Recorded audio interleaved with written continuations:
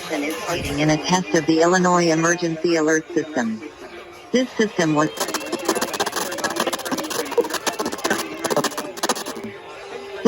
was developed to provide information to the public during emergencies. This was a test.